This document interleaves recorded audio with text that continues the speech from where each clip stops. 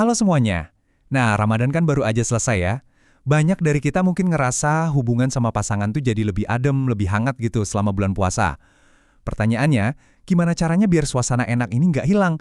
Nah, kita bakal coba bedah bareng-bareng nih berdasarkan ide-ide keren dari Pasangan Pembelajar.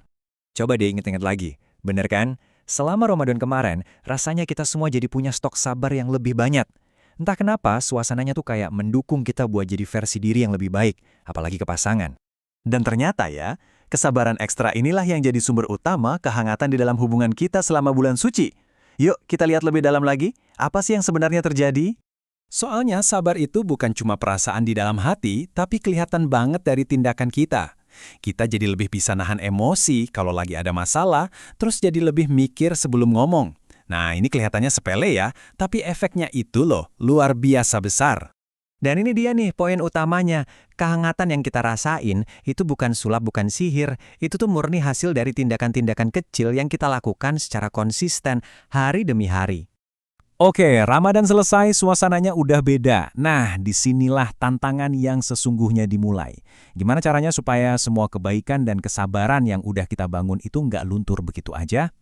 Jawabannya, ternyata ada di pemahaman kita tentang kekuatan dari kebiasaan-kebiasaan kecil itu sendiri. Ini bukan soal feeling doang loh, tapi ada prinsip psikologis yang kuat di baliknya. Dan ini dia kuncinya. Para ahli psikologi hubungan tuh setuju banget. Fondasi hubungan yang sehat itu bukan dari kado mahal atau liburan mewah yang jarang-jarang, tapi justru dari tumpukan ribuan kebiasaan positif yang kecil-kecil yang dilakuin setiap hari. Setiap tindakan kecil itu ibaratnya kita nabung kebaikan ke rekening emosional hubungan kita. Makin banyak tabungannya, ya makin kokoh hubungannya. Jadi, kebiasaan kecil tuh apa sih? Ya, gampangnya, itu adalah semua tindakan positif yang kita lakukan terus-menerus. Kayak nahan emosi, milih kata-kata yang baik, atau bahkan sesimpel bilang, terima kasih. Hal-hal yang sering kita anggap remeh, padahal justru itulah yang membangun rasa aman dan percaya. Oke, kita udah paham kenapanya, sekarang kita ngomongin gimananya. Gimana caranya kita dengan sadar menjaga api kebaikan ini biar nggak padam, walaupun momentum Ramadannya udah lewat. Nah, ini dia pergeseran yang paling penting.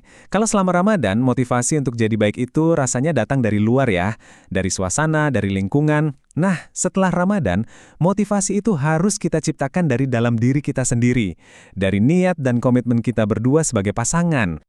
Dan ini ngebawa kita ke bagian yang paling penting, yaitu komitmen kamu dan pasangan. Apa langkah selanjutnya yang mau kalian ambil buat nerusin kebiasaan-kebiasaan baik ini? Coba deh, ingat pesan ini baik-baik. Selesainya Ramadan itu bukan berarti selesainya kebaikan. Justru, ini adalah kesempatan buat kita ngebuktiin kalau nilai-nilai baik yang kita latih sebulan kemarin itu beneran udah jadi bagian dari diri kita. Jadi, saya mau tutup pembahasan ini dengan satu pertanyaan buat kamu renungkan. Dari semua hal baik yang udah dilakuin selama Ramadan, coba deh pilih satu aja kebiasaan baik yang spesifik yang kamu dan pasanganmu pengen banget pertahanin. Jawabannya ada di kamu, dan itu bisa jadi kunci hubungan yang hangat sepanjang tahun.